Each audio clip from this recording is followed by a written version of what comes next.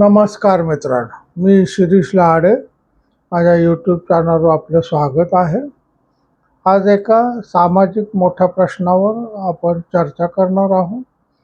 प्रत्येकाच्या घरामध्ये हा कधी ना कधी येणारा प्रसंग आहे.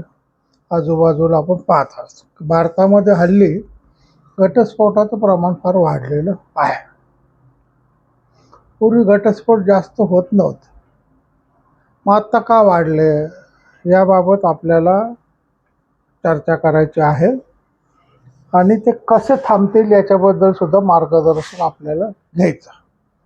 आता काय आहे की जेव्हा माणूस लग्न करतो तेव्हा खूप आनंदामध्ये असतो, नाही का. मुलं मुली एकमेकाचे शिक्षण विचारतात, रूप पाहतात. म्हणजे आता पूर्वीसारखंच आई वडिलांनी ठरवलं आणि मुला मुलींनी डोळे झाकून हो म्हटलं असं होत नाही. मुलं मुली बोलतात, चर्चा करतात, एकमेकाचे विचार समजून घेतात. आणि तरी लग्न झाल्यानंतर मग घटस्फोटापर्यंत वेळ का येते, हा प्रश्न सगळ्यांना भेडसावणारा आहे. आपल्याला त्याचं का आपण लग्न करतो म्हणजे घटस्फोट घ्यायचा आहे पुढं असं म्हणून तो कोणी लग्न करत नाही. आणि आपण सप्तपदी घेतो तेव्हा प्रत्येक विषयात मी तुझ्या प्रत्येक प्रश्नाला सहकार्य करेल, तुझ्या सुखदुःखात सहभागी राहील, मृत्यू येईल तेव्हा मी अगोदर जाईल, असे 7 वचनं स्त्री देते, पुरुष देतो.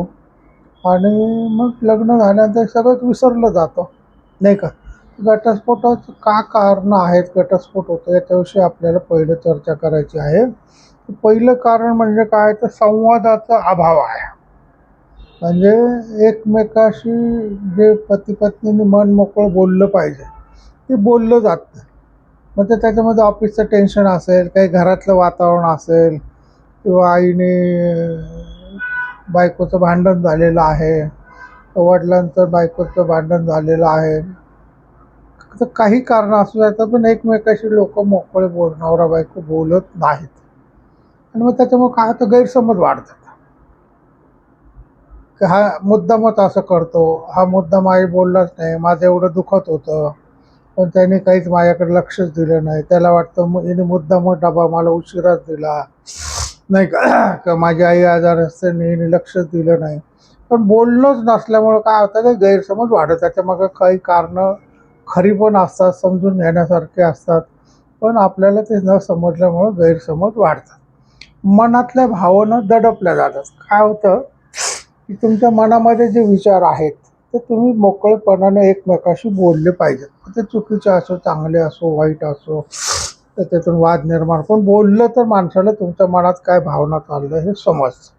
आणि ते बोललं नाही तर दोघांच्या मनात आडी राहते आणि गैरसमज वाढत जातात. त्याचा परिणाम शेवटी घटस्फोटामध्ये होतो. दुसरं महत्त्वाचं कारण अहंकार आहे, नाही का. म्हणजे दोघं जेव्हा संसार म्हटलं की एकमेकाशी वादावादीही होणार. दोन माणसं, दोन विचार म्हटले की मतभेद होणार. साध्या साध्या गोष्टीवरून होतं. एखाद्याला गरम चहा आवडतो, एखाद्याला थंड चहा आवडतो, एखाद्याला बटाट्याची भाजी आवडते, दुसऱ्याला आवडतच नाही. काही कारणं असू शकतात, किरकोळ किरकोळ कारणावरून सुद्धा होतात. तर मीच बरोबर हा जो हट्ट असतो तो माणसाला अहंकार जो आहे, मी म्हणते ते बरोबर, माझं म्हणणं खरं आहे, तुम्ही खोटे आहात, तर त्याच्यातून माणसाची कटुता वाढायला सुरुवात होते. आता चुकलं समजा आपलं, किंवा आपण एखाद्या चुकीचा विरोध केला आणि नंतर लक्षात आलं की मी चुकले होते, तर चुकीचं माफी मागायला लाज वाटते. मी नाही माफी मागणार, मी काय चुकले, मी माफी मागणार नाही. मी असं म्हटलं, ठीक आहे म्हटलं होतं पण नाही. मग तो पुरुषाचा अहंकार त्याच्या बाबतीमध्ये जास्त असतो. तो बायकोची कशी काय माफी मागायची, असं नाही आहे. जेव्हा चूक झाली तर बायकोची काय, लहान मुलाची सुद्धा माफी मागायला तुम्हाला लाज वाटायचं काही कारण नाही. बाईने सुद्धा पुरुषाचं जर काही चुकलं असेल, म्हणजे तिच्या वागण्यामध्ये चूक झाली असेल, तर तिने सॉरी म्हणायला काहीच हरकत नाही. आणि मग याच्यातून काय होतं, छोटे लहान वाद मोठे होतात. म्हणजे साधारणतः एक आपण उदाहरण घेतलं की बघ, नवऱ्याला साखर चहामध्ये जास्त लागते आणि ती बायकोन कमी. नवरा म्हणलं का काय, तुला मी नेहमी सांगतो साखर मला 1 चमचा जास्त घालत जा. मग ती म्हणते तुम्हाला कशाला साखर जास्त लागते, मग डायबिटीसच वाढतं आणि तुम्हाला घ्यायचं तर हाताने घेत जा. किरकोळ विषय, मग दोघं आबोला जातात. मग त्याच्यातून मग एकमेकाला देण्याचा प्रयत्न होतो आणि त्याच्यातून भांडण विकोपाला जातं. ही किरकोळ गोष्ट असते. त्या किरकोळ गोष्टीतून अहंकार जर ठरलेला असतो की मीच बरोबर आहे, मी बोलणारच नाही, मी माफी मागणारच नाही, त्याच्यातून मग भांडणं विकोपाला जातात. तिसरं जे कारण महत्त्वाचं आहे तो म्हणजे आर्थिक तणाव. की काही वेळा काय होतं की पुरुषाची नोकरी जाते आणि मग ते बाईला इन्सल्टिंग वाटायला लागतं की माझ्या नवऱ्याला नोकरी नाही. आणि बाई जर नोकरी करत असेल तर मग तिला काय होतं की तिने साधा सल्ला जरी नवऱ्याला दिला तर नवऱ्याला वाटतं बायको कमवती म्हणून ती माझा अपमान करते. ॲक्च्युली तसं नसतं, की तिला जी काळजी वाटते म्हणून ती म्हणत असते, पण पुरुषाचा अहंकार दुखावला जातो. आता बाईची नोकरी गेली तर कोणाला वाईट वाटत नाही. म्हणजे काय की आपल्या समाजामध्ये ती जोड आहे किंवा नवऱ्याने कमवावं, बाईने घर चालवावं. त्याच्यामुळे बाईची नोकरी गेली म्हणून कोणाला दुःख होत नाही. पण नवऱ्याची नोकरी गेली तर फार कमीपणा बाईलासुद्धा वाटतो, पुरुषालासुद्धा वाटतो की मला नोकरी नाही. आणि मग त्याच्यामुळं काय होतं की ते थोडंसं दुखावला जातो. मग त्याला बायकोचा प्रत्येक शब्द हा चुकीचा वाटायला लागतो. ती मुद्दामच मला टोचून बोलते असा गैरसमज त्याचा होतो. काही वेळा कमी उत्पन्न म्हणजे नवऱ्याला पगार कमी आहे, संसार नीट चालत नाही कर त्याच्यावरून सुद्धा बाईचे आणि पुरुष नवऱ्याचे वादावादी व्हायला सुरुवात होते आणि मग त्या कारणावरून सुद्धा स्त्रिया माहेरी निघून जातात. खर्चावरून भांडणं होतात. काय असतं कोणती स्त्री आहे ना तिला पैसे दिले तर ती घर चालवू शकते. तिला जर तुम्ही पैसे दिले नाही तर ती घर चालवू शकत नाही. त्याच्यामुळं पैसे कमवून घर चालवण्यापुरते पैसे आणणं ही पुरुषाची जबाबदारी आहे. पण आता त्याच्यामध्ये पुरुषाला थोडीसं कमतरता भासत असेल व नाही भागत आहे त्याचं, त्याला तेवढा पगार मिळत नाही, तर बाईनी सुद्धा काम करून मदत करायला काही हरकत नाही. तेव्हा तिने स्वतःच्या खर्चावर नियंत्रण आणलं पाहिजे. किंवा एक टाईमच भाजी करायची किंवा दुधाचं दूध कमी करायचं, पेपर बंद करायचा किंवा किरकोळ किरकोळ किरकोळ आपण खर्च वाचवले तरी महिन्याला 1000-2000 वाचतात आणि मग त्याच्या संसारामध्ये आपल्याला तर जशी परिस्थिती असेल तसं ॲडजस्टमेंट करायला दोघांनीही शिकलं पाहिजे. नाहीतर घटस्फोटापर्यंत ती म्हणू तुम्ही मला परवडतच नाही, मला बायको फारच खर्ची किंवा बायकोला वाटतं नवरा मला पैसेच देत नाही, मी कसा काय संसार करायचा आणि त्याच्यातून भांडणं विकोपाला जातं. चौथं कारण महत्त्वाचं म्हणजे संशय आणि अविश्वास, नाही का? आता संशय जर असेल आता की हल्लीचा काळ असा आहे की स्त्री पुरुष हे बरोबरीने काम करतात. आता एखाद्या ऑफिसमध्ये पुरुष कामाला आहे, त्याच्या शेजारी त्याच्या महिला आहेत, तर त्यांचे फोन येणं, मेसेज येणं हे साहजिक असतं. किंवा बाई कामाला आहे, बँकेत आहे किंवा इतर ठिकाणी खाजगी आहे, तर तिला तिच्या सहकार्याचे मेसेज येणं, फोन येणं हे साहजिक गोष्ट आहे. त्याच्यामध्ये संशय घेणं. पण काय होतं की समजा स्त्रीला फोन आला तिच्या मित्राचा, तर पुरुषाला दळायला वाटतं की तिला कसं काय मित्राचा फोन आला, का त्याने कसं काय गुड मॉर्निंग टाकलं. सहकार्य आहे. ऑफिसमध्ये 8 तास आपण बरोबर काम करतो, थोडेसे मैत्री जमते, मैत्रीतून मग सकाळी गुड मॉर्निंग टाकलं किंवा मी आज जेवायला सगळ्यांना आणणार आहे, तुम्ही डबा आणू नका, असं काही किरकोळ किरकोळ मेसेज. त्याच्यावर संशय जर घेतला तर संशय हा सगळ्यात माणसाचा मोठा शत्रू आहे. तो माणसाचं जीवन उद्ध्वस्त करतो. तो विश्वास तयार होतो नवरा बायकोमध्ये. मग त्याच्यातून काय होतं तर मग एकमेकाचे मोबाईल तपासणं. बाई नवरा नवरा संडासला गेला, झोपला की त्याचे मोबाईल चेक करते, त्याला कोणाचे मेसेज आले नाही का. मग त्याच्यामध्ये एखाद्या मैत्रिणीचा मेसेज दिसला की तिचा संशय बळावतो. किंवा बाईचा मोबाईल चेक केला नवऱ्याने, त्याच्यामध्ये काही मेसेज दिसले तर त्याचा संशय बळावतो. नात्यामध्ये पारदर्शकता हवी. म्हणजे एखाद्या स्त्रीने समजा आता नवरा कामाला जातो, तिथल्या स्त्रीने त्याला जेवायला बोलतो, त्यांनी बायको स्पष्ट सांगितलं की आमच्या ऑफिसमध्ये मॅडम आहे, त्यांनी सगळ्यांना जेवायला बोलवलेलं आहे, की त्यांच्या मुलाचा वाढदिवस आहे किंवा त्यांच्या लग्नाचा वाढदिवस आहे, तर मी जातो, नाही का.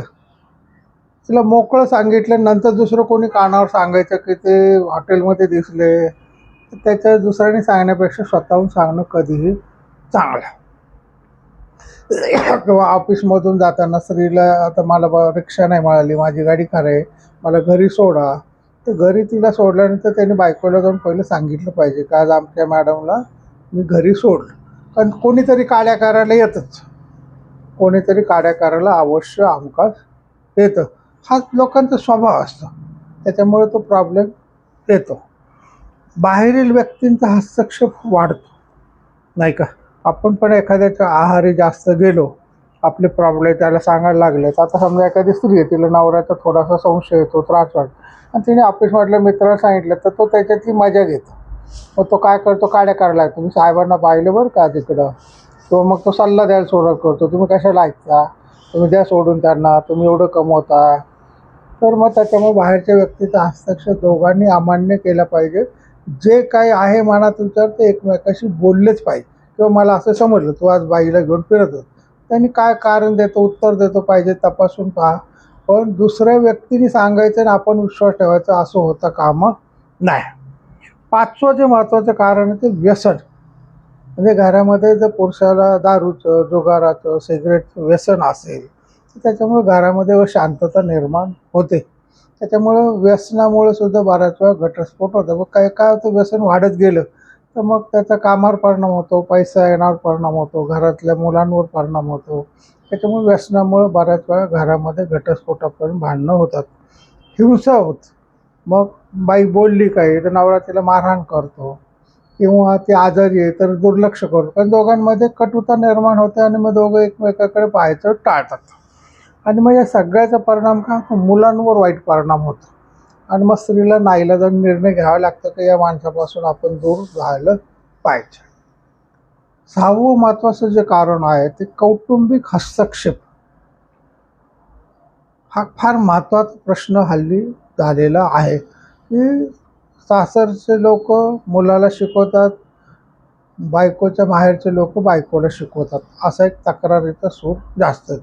आणि तो मी आता माझं ज्योतिष कार्यालय, माझ्याकडे घटस्फोटाचे अनेक केसेस येतात आणि मला अभिमान आहे की मी जवळजवळ 20-22 घटस्फोट होता होता वाचवलेले आहेत. पण एक उदाहरण देतो की तुम्हाला सहज की स्त्री कसा हस्तक्षेप करते, म्हणजे मुलीची आईच मुलाचा संसार कसा उद्ध्वस्त करते. की मी पूर्वी नगरला राहत होतो, म्हणजे नगर माझं मूळ गाव आहे. तर तिचं लग्न झालं, एका कुटुंबाचं नवरा बायको लग्न झालं, मुलीला घेऊन मुला सासरी गेला, गावातल्या गावातच होतं. आता लग्न झालं, दुसऱ्या दिवशी आईने आपलं तर सकाळी मुलगी सासू उठली म्हणून मुलगी पण उठली. आता नवीन नवीन पोरी नाही का सासूच्या पुढं पुढं करण्याचा प्रयत्न करतात, त्याच्याबरोबर उठण्याचा प्रयत्न करतात. तर सासू म्हणली, अगं तू कशाला उठली, झोप तू थोडा वेळ. नाही म्हणले सासू. ते सासूबाई झाडायला लागली, ते म्हणले सासूबाई नाही मी झाडते. अगं नाही म्हणले, तू पहिलाच दिवस आहे तुझा लग्नात आहे, मी झाडते, मग मी चहा करते, आपण गप्पा मारू. नाही नाही म्हणले मी झाडते. बरं ठीक आहे म्हणले, तू झाडून घे, मी चहा करते आपल्या दोघींना, आपण मस्त गप्पा मारून बसून. दोघी सासू सोनाचं प्रेमळ संभाळ. मुलगी झाडायला लागली आणि तिच्या आईचा फोन आला. काय ग, कसं काय, काय करते? आता तिने सांगितलं मी झाडू मार. लग्न झालं दुसऱ्या दिवशी तुला झाडायला लावता? थांब म्हणले, तुम्ही येते तिथं. आई लगेच रिक्षा करून आली, सासूला फडाफडा बोलली. माझ्या पोरीला म्हणले दुसऱ्या दिवशी तुम्ही झाडायला लावता, काय आहे का नाही, अजून सत्यनारायण व्हायचं, सगळं व्हायचं, तुम्ही पोरीला कामाला लावलं, तुम्हाला काय माणुसकी आहे का नाही. अमुक. सासूबाई शांत ऐकले, त्याने तुमच्या पोरीला विचार. पोरी सांगितलं, आई तू का वाकडे बोलते, त्या मला झाडू देत नव्हतं, मी स्वतःहून झाडते म्हणलं. त्या चहा करतात, त्या म्हणलं तुम्ही झाडते चहा करते, मग आपण गप्पा मारू. मी म्हणलं नाही मी झाडून घेते, तुम्ही चहा करा. तू कशासाठी आली भांडायला? आया किती हस्तक्षेप करतात त्याचं उदाहरण तुम्हाला मी समजून सांगितलं. की दुसरा एक प्रश्न होता की एक नगरहून स्थळ पुण्यामध्ये मुलगी लग्न होऊन आली.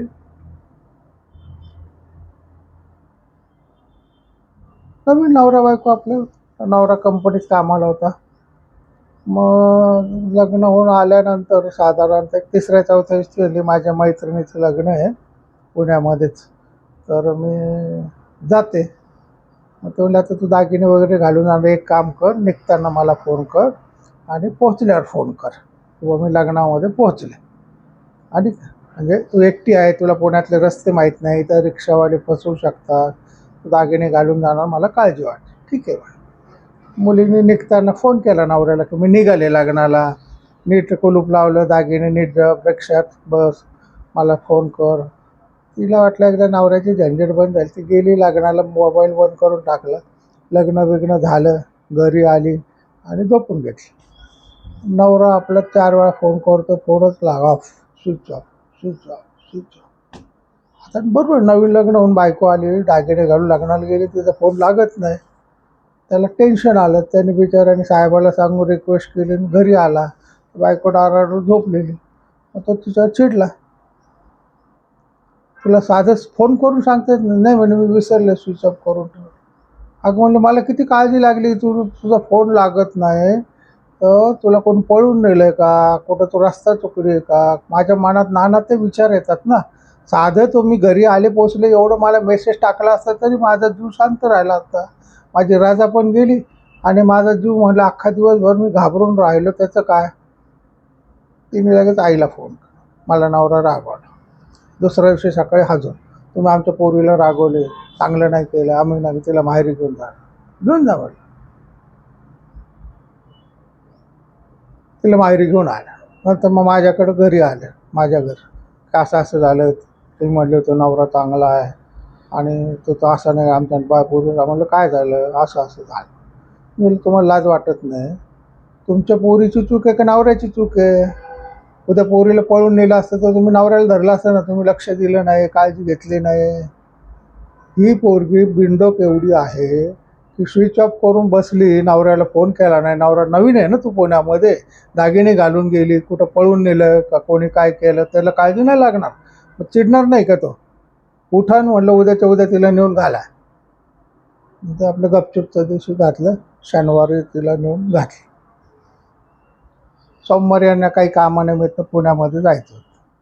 ते पुण्यामध्ये गेले तर पोरीला भेटायला. आता ही शनिवारी नगरून पुण्यामध्ये नवऱ्याकडे राहायला आली. हे सोमवारी परत गेले.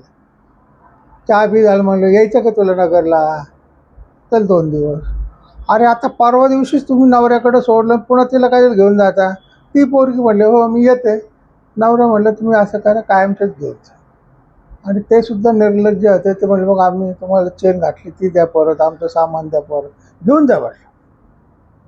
तेच गाडीत सामान घालून घेऊन आले. माझ्याकडे आले. म्हटलं उठ बाहेर. पहिलं बाहेर होतो मी, माझ्याकडे परत यायचं ना.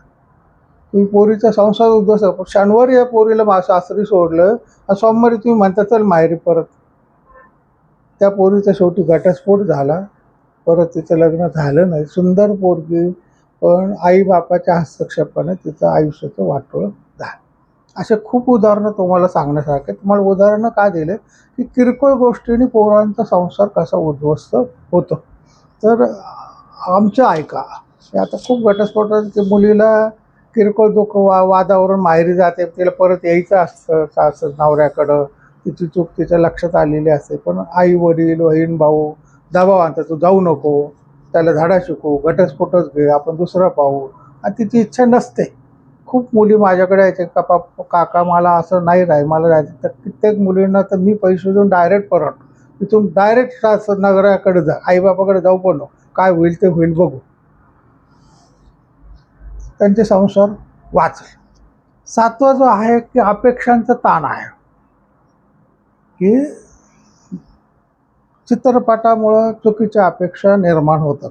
चित्रपटामध्ये दाखवतात तसं होतंच असं नसतं. संसारामध्ये तशा गोष्टी होत नाही. मी एक उदाहरण तुम्हाला सहज सांगतो. सत्य घटना, म्हणजे काय काल्पित वगैरे. आमच्या ओळखीच्या एका मित्राच्या मुलीचं लग्न, माझ्याकडे पत्रिका पाहिली, जमवलं, सगळं छान झालं. तिचा मेसेज आहे, काका खूप छान नवरा, मला खूप लाड करतो, सगळं असं आहे, छान आहे, घर छान आहे, तिची नोकरी छान आहे. असं एक 6 महिने चाललं. 6 महिन्यात तिचा मला मेसेज आले, मला काका तुमच्याशी बोलायचं, तुमच्याशी बोलायचं. म्हणलं बोल बाळा. ते म्हणले ना, मला अपेक्षा असते तसं तो नवरा वागतच. म्हणलो काय झालं? तर म्हणे ते काय होतं, तो सकाळी 8ला जातो, रात्री 8लाच येतो. बरं म्हणलं मग. तर मला काय वाटतं की त्याने आलं की मला असं उचलून गॅलरीत घेऊन जावं, मग आम्ही दोघंजण कॉफी पीत गॅलरीत गप्पा माराव्या. तर त्याला आल्या त्याचं आज मला भूक लागली, मला जेवायला वाढ, आणि जेवण झाले की तो बसून घेतो. तर माझ्या अपेक्षा पूर्ण होत नाही. गेलं पिक्चरमध्ये तू पाहून, नवरा तुझं वजन किती आहे, तर पिक्चरमध्ये उचलून घेतात तर ते त्याचे पैसे त्यांना मिळतात. तुला उचलून घ्यायचं तर त्याच्या हातातून निसटली तर काय का. बरं तो 8 तास 12 तास बाहेर काम करून आलं, त्याला पहिलं विश्रांतीची गरज आहे का तो तुला उचलून गॅलरीत घेऊन जाईल आणि गप्पा मारत बसेल? त्याला 8 वाजता चहा प्यायची गरज आहे का जेवायची गरज आहे? तो दुपारी 2 वाजता जेवले, त्याला 8 वाजता भूक नाही लागणार. नाही म्हणले, पण माझी अशी अपेक्षा आहे तर मग ती पूर्ण झालीच पाहिजे. गेलो, माझ्याकडून अशी काय नवऱ्याला सांगणं होणार नाही तुझ्या पद्धतीचं. तिने बापाला सांगितलं. बापाही माझ्याशी वाद, तुम्ही म्हणले चांगला ते माझ्या पोरीची इच्छा पूर्ण होत नाही. म्हणलं बा माझं चूक माफ करा, तुमच्या लग्नाला मी कधी आलो नाही, साखरपुड्याला आलो नाही, त्याच्यामुळे ते बरं झालं, नाही तर ते मला डोळ्याने मला पाहावं लागलं असतं पापात सहभागी झालेलं. आणि शेवटी त्या पोरीने वाद घालून घटस्फोट घेतला. चित्रपट पाहून तुमच्या अशा अपेक्षा, गाणं गुणगुणेल किंवा तुम्हाला प्रेमाने उचलून घेईल, स्वित्झर्लंडलाच घेऊन जाईल, असं काही होत नाही. लग्न म्हणजे फक्त आनंद असं काही गोष्ट नसतं. लग्नाबरोबर काही जबाबदाऱ्या येतात, कर्तव्य येतात, ती सुद्धा पार पाडावी लागतात. तेव्हाच आपले सुखाचा भाग आपल्याला दिसतो. आता हे घटस्फोट होणारे थांबवायचे कसे? थोडा व्हिडिओ मोठा होतं, पण आपण समजून घ्या की दररोज 10-15 मिनटं नवरा बायकोने एकमेकाशी बोलावं. दिवसभरात काय घडलं काय नाही त्याची माहिती द्यावी. ऐकणं जास्त ठेवा, बोलणं कमी करा. दुसरं एकमेकाचं ऐकायचं ठेवा. चुका मान्य करा. चूक झाली तर माफी मागायला काही लाजायचं कारण नाही. अपमानास्पद शब्द बोलू नका, कारण अपशब्द कायम लक्षात राहतात. मारलं तर विसरून जातो माणूस, पण शब्द मात्र जन्मभर लक्षात राहतात. जोडीदाराच्या भावना जपा. नवऱ्याने बायकोचे जपावे, बायकोने नवऱ्याचे जपावेत. खर्चाचं प्रमाण दोघांनी ठरवा. दोघं नोकरी करत असतील तर बाबा तुझे 50,000 माझे 50,000 लाख रुपये आपण खर्च करू, बाकीचे तुझे तू सांभाळ. म्हणजे प्रत्येकाला वैयक्तिक स्पेस द्यायला पाहिजे. शेवटी समुपदेश, जर समजा पटतच नसेल, भांडणत असेल, तर समुपदेशाची सुद्धा मदत घ्यायला हरकत नाही.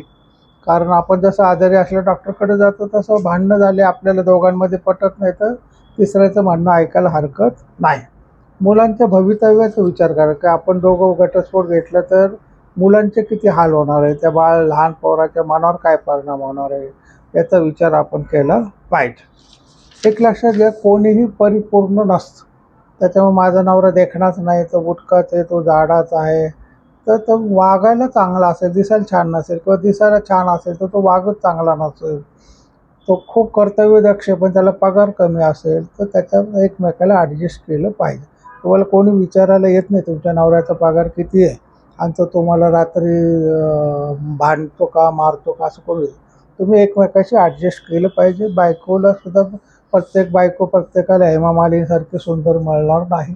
जी मिळाली त्याच्यामध्ये आनंद मानला पाहिजे, दुसरीकडे त्याचं लक्ष जाता कामा नाही. तर व्हिडिओ मोठा झाला, मग आता थांबतो मी. की घटस्फोट का होतात त्याची कारणं सांगितली, काय होऊ नये म्हणून त्याची कारण सांगितली. तुम्हाला जर योग्य वाटलं तर माझ्या या यूट्यूबच्या कॉमेंट्समध्ये जरूर तुमचं मत मांडा. माझ्या यूट्यूब चॅनलला सबस्क्राईब करा, लाईक करा, शेअर करा. शेअर केल्याने कदाचित एक होणारा घटस्फोट वाचू शकतो. रामकृष्ण.